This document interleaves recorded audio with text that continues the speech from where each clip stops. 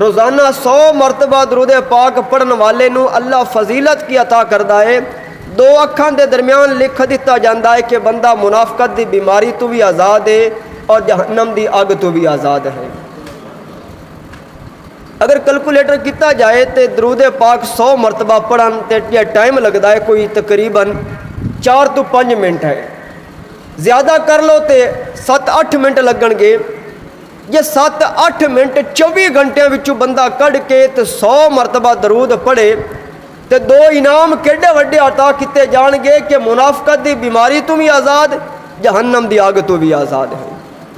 تو اگے چلیے، میرے کریم آقا علیہ الصلوۃ والسلام دی ایک حدیث دا مفہوم ہے، جڑا 1000 مرتبہ درود پڑھے گا، روزانہ ڈیلی 1000 مرتبہ درود پاک پڑھے گا، اس وقت تک مرے گا نہیں، اس وقت تک انہوں موت نہیں آئے گی، اس وقت تک وہ دی روح قبض نہیں ہوئے گی۔ آقا کدوں تک؟ فرمایا جدوں تک اپنا جنت والا مقام دنیا تا نہ ویکھ لوے، یعنی مرے گا بعد خواب دی حالت دے اندر یا ظاہری طور تے جیسے میرا رب چاہے گا انہوں جنت والا مقام وکا دے گا، تو میرے محبوب دی ذات تے درود پڑھدا رہا ہے، لے مرن تو پہلے اپنا جنتی مقام بھی ویکھ لے۔